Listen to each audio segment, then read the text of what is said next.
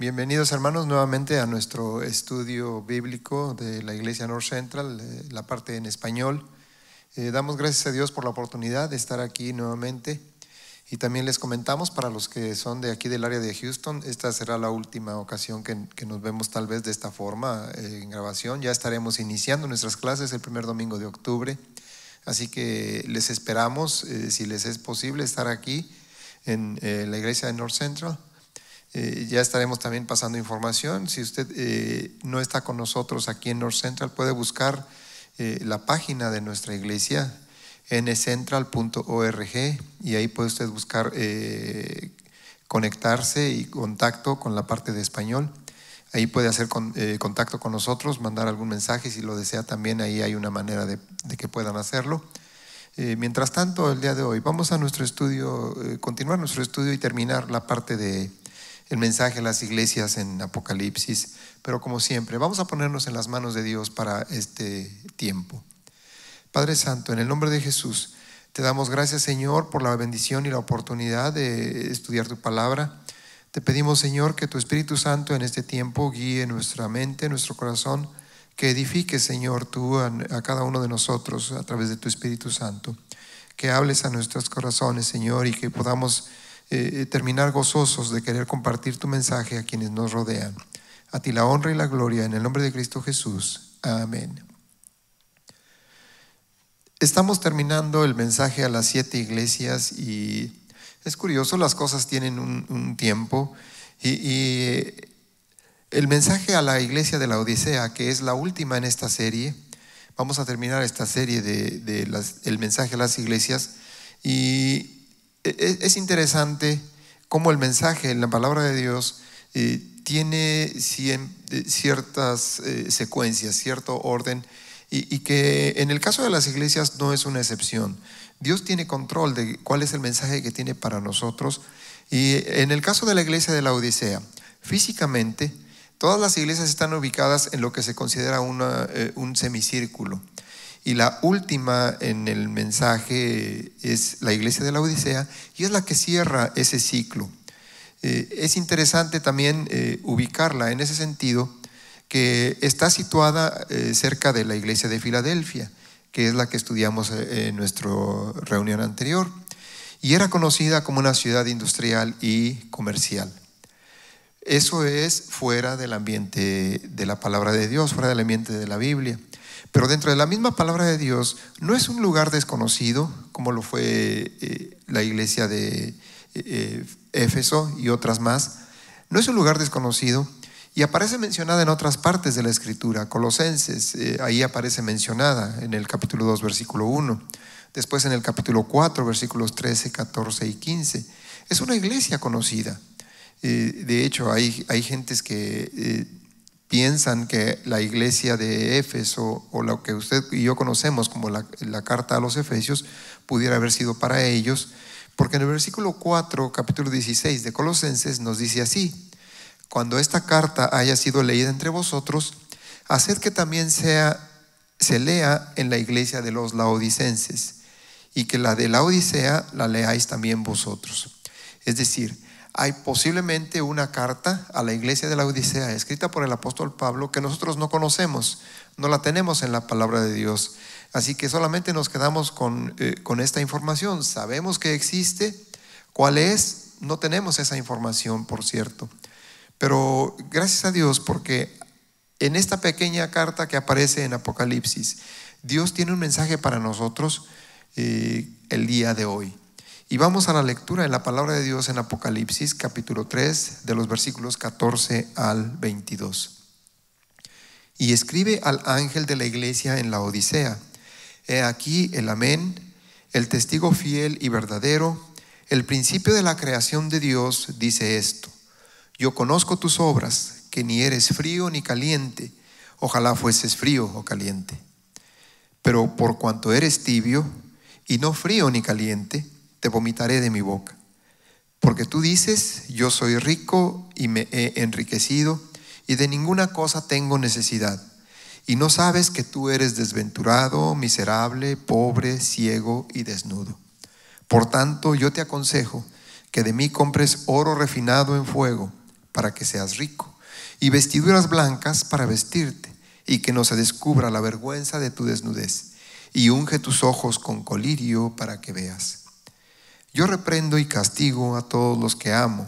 Sé pues celoso y arrepiéntete. He aquí, yo estoy a la puerta y llamo. Si alguno oye mi voz y abre la puerta, entraré a él y cenaré con él y él conmigo.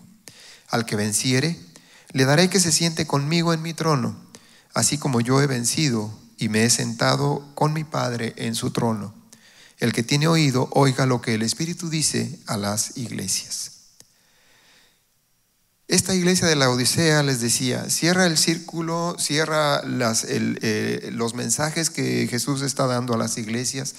Después de esto vemos ahí en el libro de Apocalipsis muchas cosas que van a suceder y que creemos que los creyentes en Cristo Jesús no las vamos a vivir aquí en la tierra.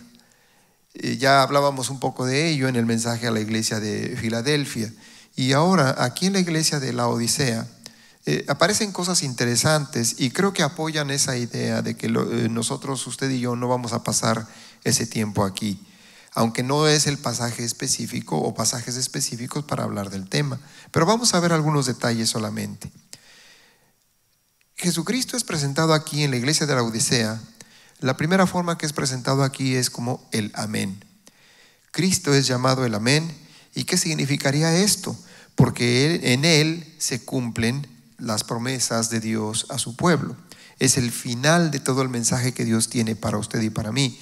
Indica el final también de un tiempo. ¿Qué significa la palabra amén? Entendemos que significa así sea. ¿Qué quiere decir esto? Que estamos terminando una idea, que estamos terminando una oración, que estamos terminando un tiempo, una época. Y probablemente tiene que ver con que la iglesia de la Odisea es la última en el mensaje a las 7 iglesias. Si las quisiéramos poner en orden cronológico, es decir, en la historia de la iglesia, habría razón para decir que la iglesia de la Odisea es la última en el tiempo que usted y yo estamos viviendo. Ahora, ¿qué tiene para nosotros este mensaje también?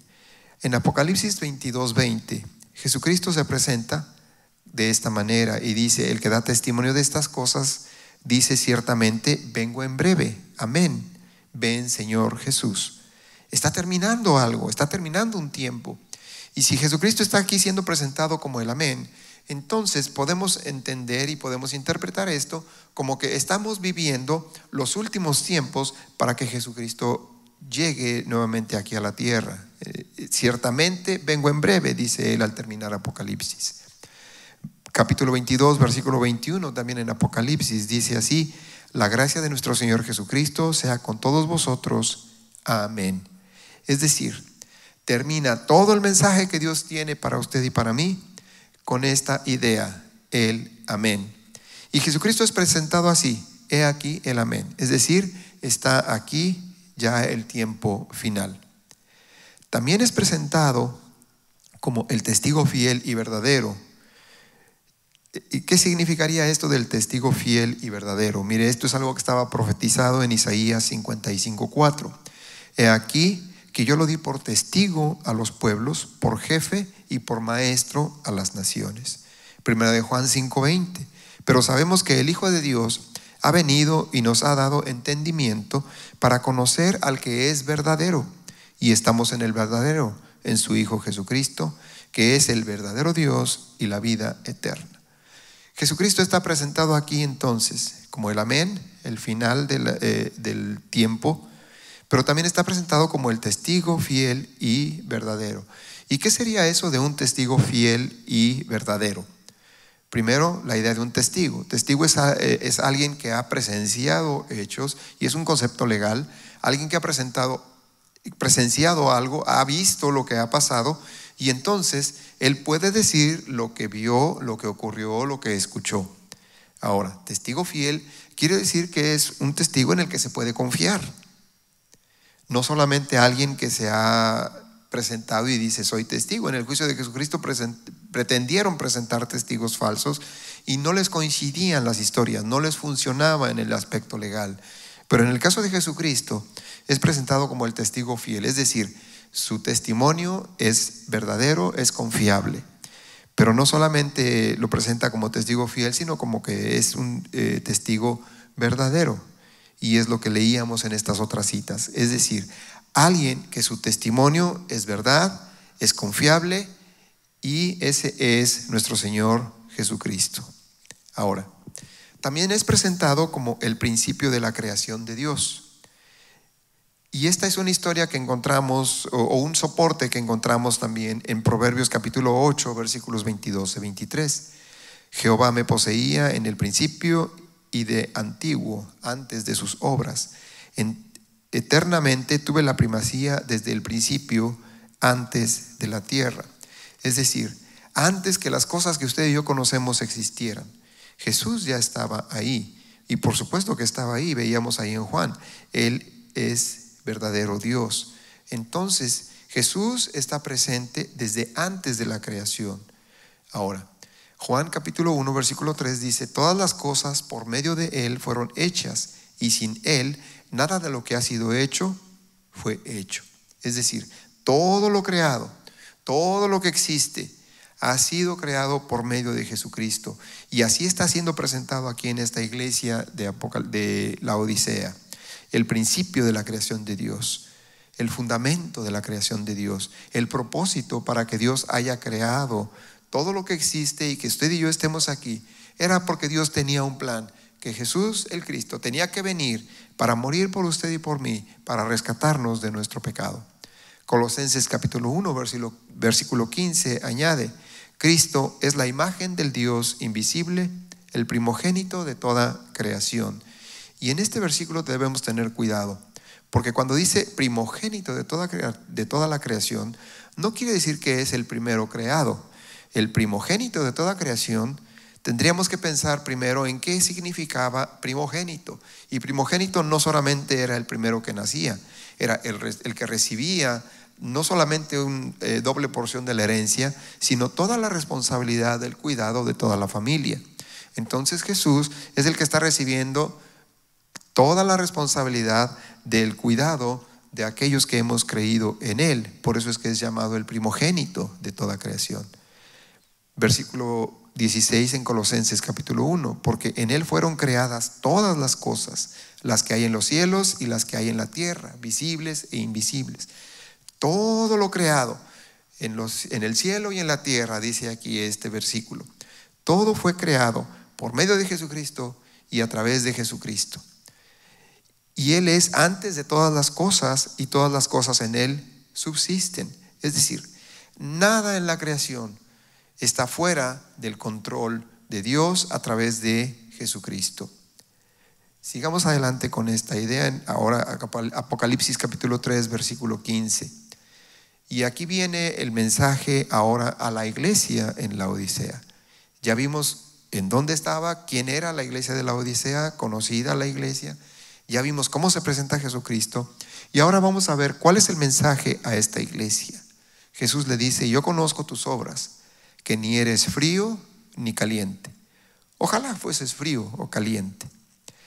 Hay ciertos alimentos que usted y yo debemos consumirlos fríos o calientes, no a punto intermedio. Un helado, una nieve, no se puede comer tibia, ya dejaría de ser helado o nieve. Entonces tiene que consumirse fría. El café, hay quienes les gusta en frío y a quienes les gusta en caliente, pero no se acostumbra a tomarlo tibio. Esto nos presenta una situación de juicio, una sentencia. ¿Y por qué una sentencia y un juicio en esta situación de la iglesia de la Odisea? Le dice: porque no eres ni frío ni caliente, te vomitaré de mi boca. Indiferencia, apatía. No valoran las cosas santas. Quizás sería la manera en que podríamos nosotros tratar de entender y explicar por qué se le dice que es una iglesia tibia. Tal vez mucha actividad, sí, pero hay indiferencia en cuanto a la palabra de Dios. Tal vez mucho movimiento, cosas muy bonitas, pero no valoran las cosas santas. Y aquí es donde estaría el problema. Y nos explica la misma palabra de Dios por qué le dice que es una iglesia tibia. Versículo 17 en Apocalipsis capítulo 3 le dice así: porque tú dices, yo soy rico y me he enriquecido y de ninguna cosa tengo necesidad.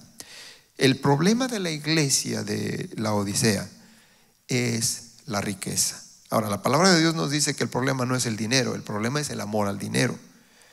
Y esta iglesia no solamente se entiende que tiene dinero, sino que dice, y como que lo presume, hay orgullo en esto. Yo soy rico, me he enriquecido, no tengo necesidad de nada. Y aquí es donde está el problema.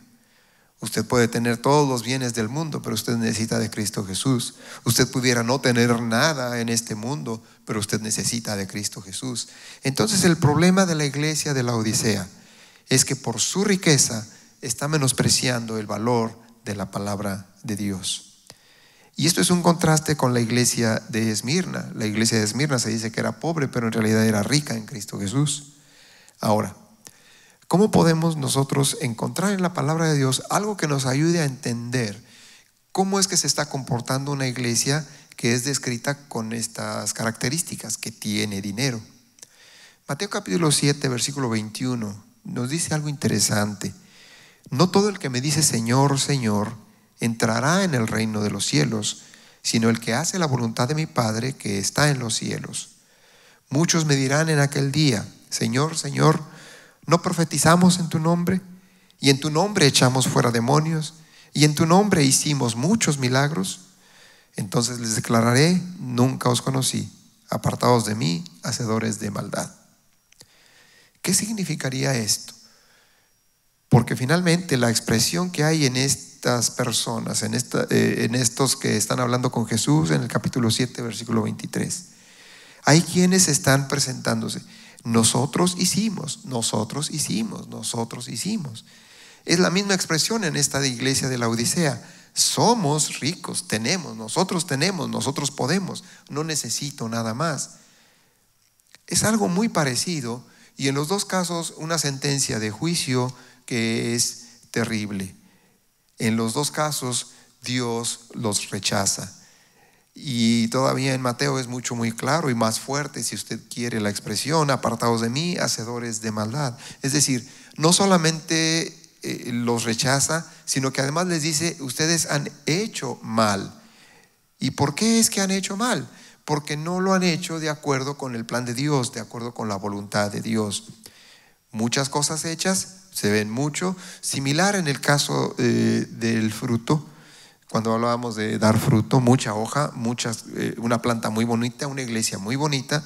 Y si en este caso de la iglesia de la Odisea, que no tiene necesidad de nada en el aspecto material, un edificio muy bonito y muchas otras cosas de las que podríamos hablar, pero hay un problema: el orgullo, la vanagloria, menospreciar el sacrificio de Jesús, porque dicen, no tengo necesidad de nada, de ninguna cosa tengo necesidad.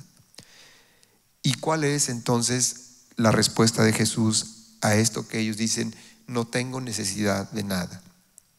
¿Y no sabes que tú eres desventurado, miserable, pobre, ciego, desnudo? Es decir, hay cosas que ellos no están viendo que son su necesidad real, su necesidad espiritual. Al final viene un juicio sobre toda obra del hombre, y aún nos dice, apartados de mí. En tu nombre hicimos, en tu nombre dijimos, en tu nombre hablamos. Pero Jesús trae esta sentencia: no todo el que me dice Señor, Señor, entrará en el reino de los cielos. Y ese es el problema en la iglesia de la Odisea. Por eso es que Jesús les dice, pues parece que estuvieras caliente, pero en realidad estás tibio.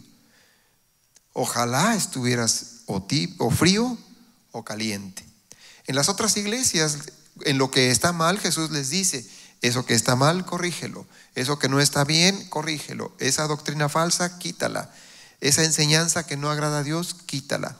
Pero en este caso les dice, el problema de la iglesia de la Odisea es que parece que las cosas estuvieran bien, pero en realidad es una iglesia tibia, y eso es un peligro. Mateo 5:23 termina con esta frase así el Señor Jesús: entonces les declararé, nunca os conocí.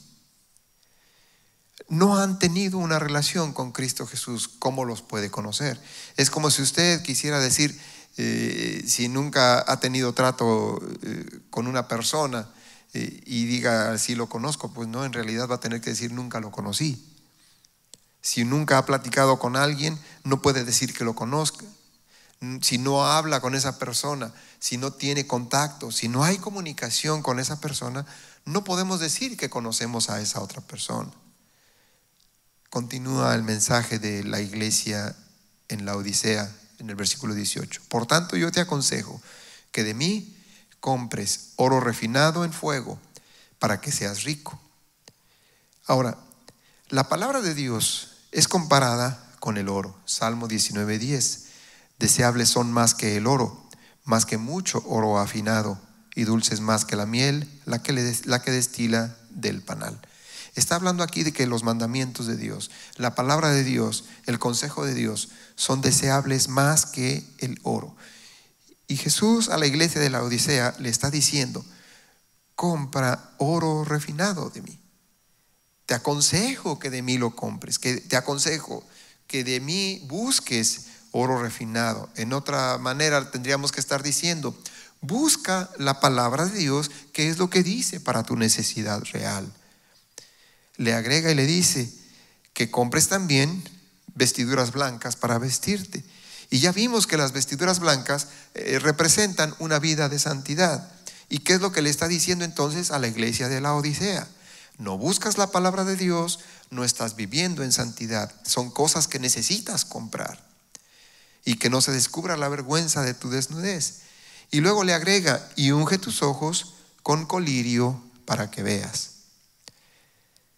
Dice la palabra de Dios que el diablo viene para robar, matar y destruir, y que de alguna manera ciega el entendimiento de las personas para que no podamos ver, que no podamos distinguir.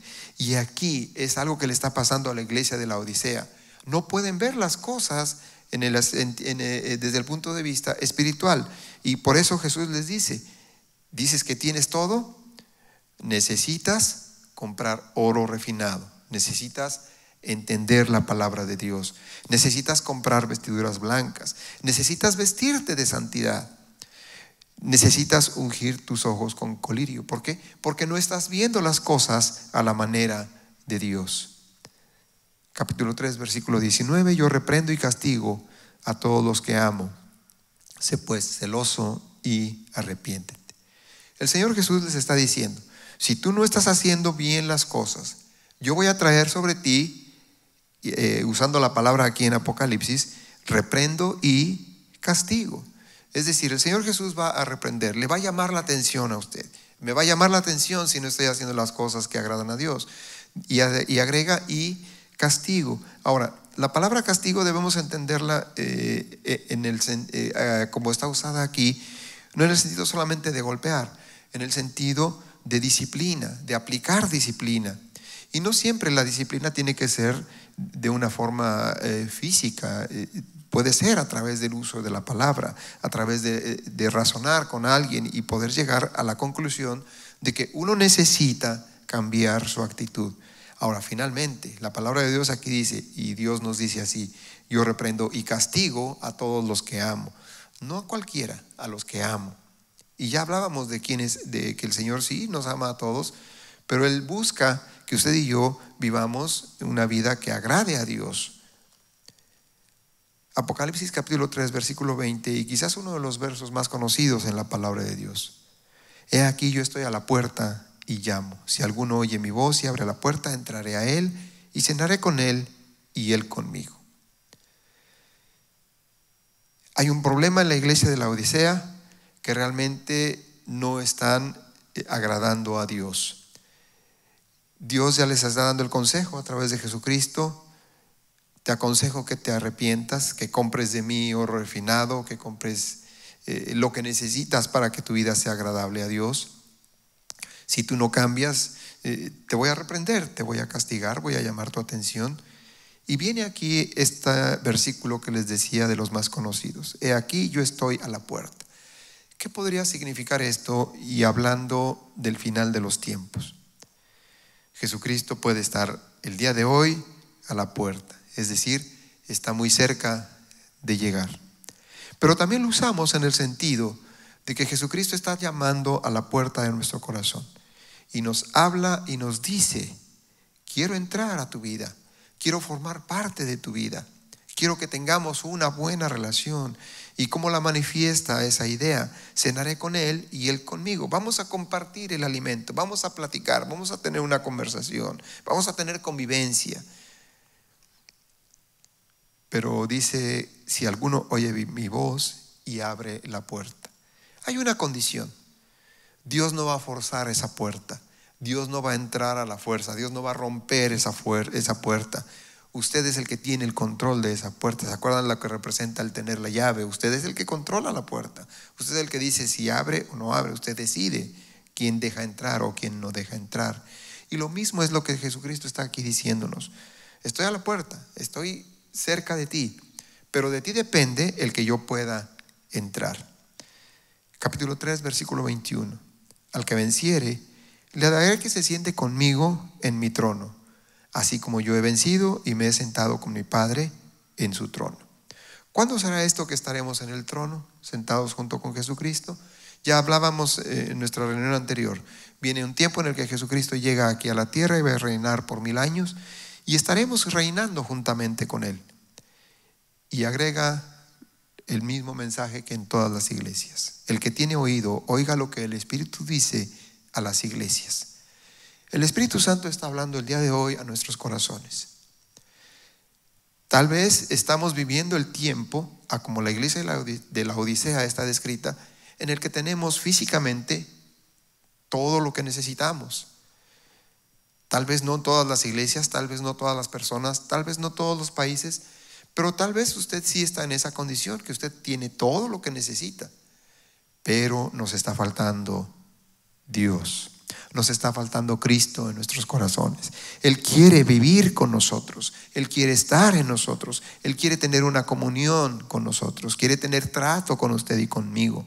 Él quiere que lo conozcamos. De otra manera, Él podría decir: nunca os conocí. El Señor nos está dando hoy nuevamente una oportunidad, porque a esta iglesia le está dando la oportunidad de arrepentirse también.